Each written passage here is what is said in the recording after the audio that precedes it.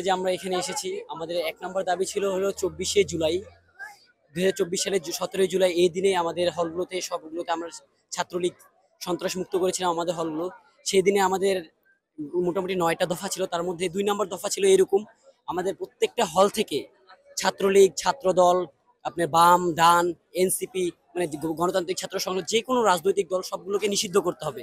এবং যদি কেউ, আবার ৫ নম্বর দফাটা এরকম ছিল, যদি কেউ এরকম সংগঠনের সাথে যুক্ত থাকে তাকে স্থায়ীভাবে হল থেকে তার সিটটা বাতিল করতে হবে। এই জন্যই আমরা আজকে দেখতে পেয়েছি প্রকাশ্যে বাংলাদেশ জাতীয়বাদী দল বিএনপি তাদের একটা প্রকাশ্যে আমাদের ঢাকা বিশ্ববিদ্যালয়ের ১৭টি হলে তাদের যে আপনার হল কমিটি সেটা ঘোষণা করেছে।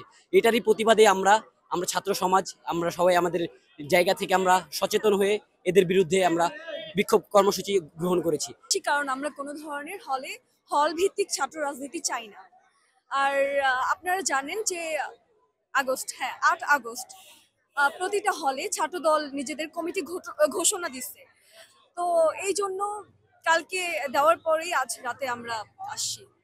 জুলাই যখন আন্দোলন করেছিলাম কোটার সময় এবং শেখ হাসিনার বিরুদ্ধে যে আন্দোলন, সেই আন্দোলনের ৯টা দফার মধ্যে একটা দফা ছিল ক্যাম্পাসে ছাত্র রাজনীতি নিষিদ্ধ করতে হবে। সেই জায়গা থেকে সরে এসে পরবর্তীতে করা হয় যে হলে ছাত্র রাজনীতি নিষিদ্ধ করতে হবে। হলে ছাত্র রাজনীতি কেন নিষিদ্ধ করতে হবে?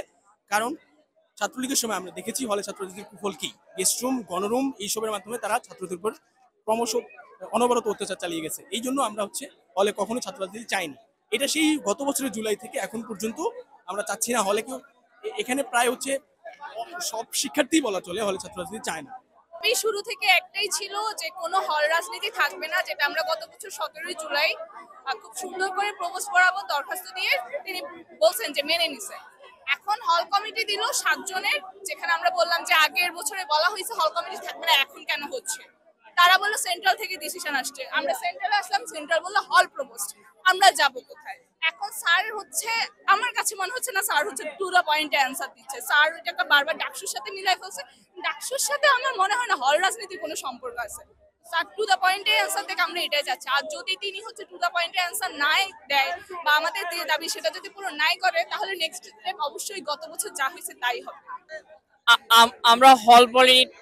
আমরা হল পলিটিক্স নিষিদ্ধের দাবি নিয়ে আসছি, যে হলের মধ্যে কোনো শিক্ষার্থী তার রাজনৈতিক পরিচয় ব্যবহার করবে না। হলে সবাই সাধারণ শিক্ষার্থী হিসেবে বা একই লেভেলে বসবাস করবে, যে কেউ কোনো রাজনৈতিক পরিচয় বা পদ পদবি ব্যবহার করবে না। যারা রাজনীতি করতে চায় তারা হল গেটের বাইরে এসে রাজনীতি করবে, মধুতে রাজনীতি করবে, টিএসসি তে রাজনীতি করবে, কিন্তু হলের মধ্যে কোনো দলীয় ব্যানার, কোনো দলীয় পদ পদবি বা দলীয় সভা সমাবেশ করবে না।